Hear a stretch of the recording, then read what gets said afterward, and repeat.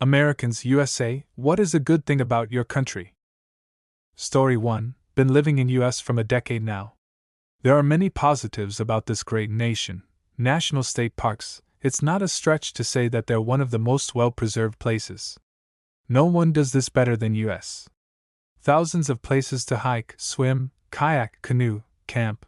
It's a diverse country. I can bet not all of you have seen lakes like the Great Lakes. It's altogether a unique and unreal experience to see a lake, just in name, but behave like a FKN ocean, but it's fresh water.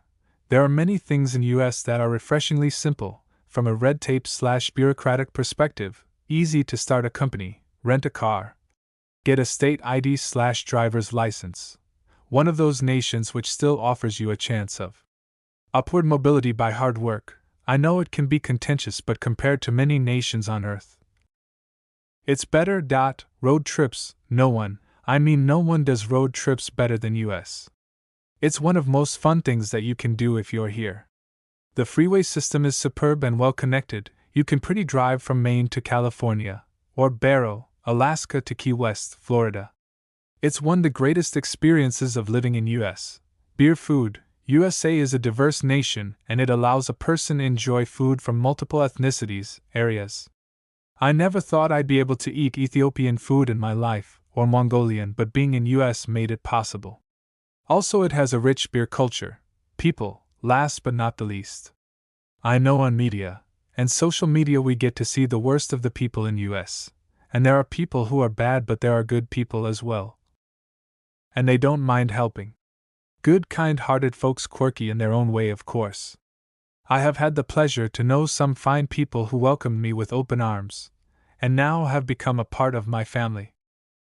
Story 2. And despite the pockets of racism, it's kind of a baked-in mentality that American doesn't really have a look or race, despite what the surplus of old white men in government would suggest. When in Japan, I'd see another white person or a black person, and my first thought would be, wonder how their trip has been, or, wonder how long they've been here. Meanwhile, if I were to see an Asian person I don't know in my apartment complex near DC, my first thought would be, wonder when they moved in.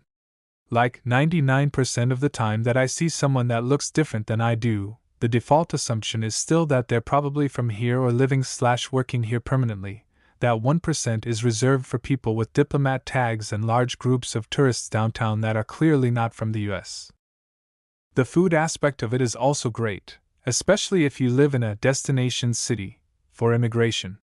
Like, rather than having one, maybe two options for each Chinese, Indian, and Mexican/Tex-Mex food like the small town where one set of grandparents used to live, there's enough variety within a delivery radius of me to be able to order from Chinese restaurants that each specialize in a regional variant. One does HK/Cantonese seafood and dim sum, one does Sichuan, another does Hunan. And there are a few I haven't tried. Same thing goes for Indian, Middle Eastern, African, East Asian, and other cuisines. And not only that, but in the past 10 to 20 years we've also started seeing a lot more fusion restaurants open up. One near me does a Sichuan crossover with Nashville hot chicken that is amazing. Story 3. For the most part, we are very friendly. You can have a friendly little chat or interaction with a stranger anywhere like you're good friends. I just got back from a 2-week backpacking trip through the Nordics, and no offense because I love and respect their culture, I felt completely invisible the entire time. No one is friendly there, partially because it's considered weird to talk to strangers. But the coldness is palpable. Made me a little relieved to get back to the US where people actually smile or chat with you instead of just being as cold as possible. Also, we tend not to hate tourists because of where they're from, the way that some, definitely not most, but some, people immediately made assumptions about Americans and were actively mean because of it. Like, yes, there are some dirtbag American tourists. Unfortunately, I've met them. But the vast majority of us are not like that and shouldn't be treated like that immediately. Americans don't really see tourists when they come here and actively try to be mean because of what country the tourist is visiting from, the way some, but not all, Europeans do when they see Americans. Story 4. Our bureaucracies. I know most people like to bitch about things like the DMV and the IRS. But the system of American bureaucracies are doing more to make the world a better place than they get credit for. The amount of money and manpower dedicated to data collection and deciphering is hard to fathom, and we're the only ones doing it for the entire world. Agencies like the DOT do massive amounts of testing on everything from train tracks to seat belts. Testing that goes far above and beyond what nearly any manufacturers do. The increase in road and travel safety in the past 100 years is unbelievable. And we share all of our data with every nation. The NOAA collects weather data used by every news channel, every weather agency, every government and military force, etc. The data we collect, and the research we've done on meteorology have taken weather prediction times from 1 day to about 10 days in the past century. The impact on life saving and crop saving this has had has impacted billions of lives. The DOE studies and regulates every nuclear facility on the planet. Our inspectors monitor every plant, every weapons cache, every warship worldwide. Either directly, or through NATO, military initiatives like DARPA have created things like GPS satellites. We made them. All of them. We maintain them.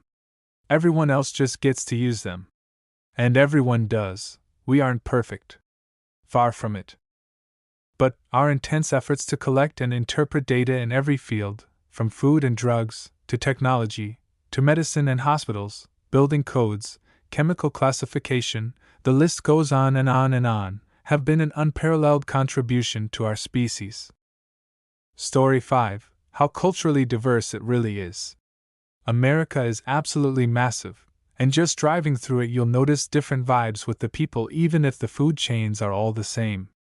America is my favorite country because of the promise it was built on peaceful coexistence between men, and the pursuit of happiness available to all.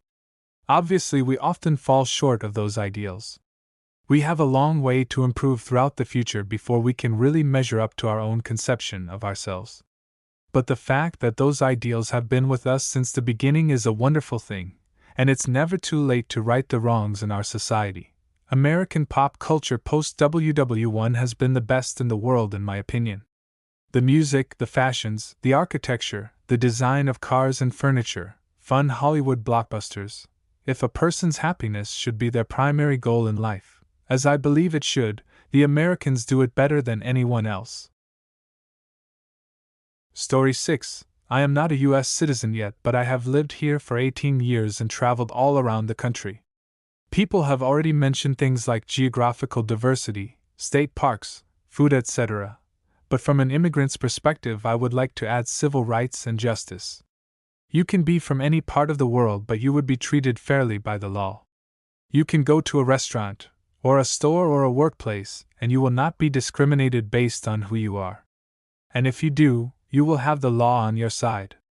People who got discriminated have filed lawsuits and won huge settlements.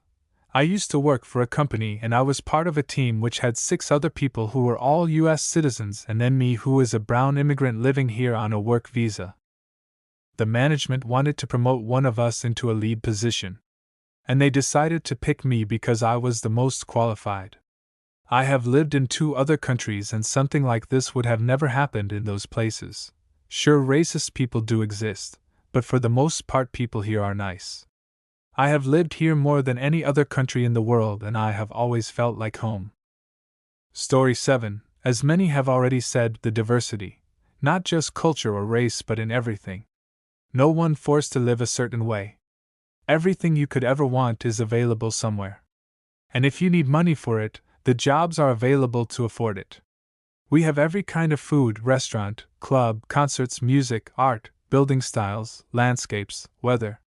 Being such a physically large country, both east to west and north to south, we can accommodate all tastes and tolerances.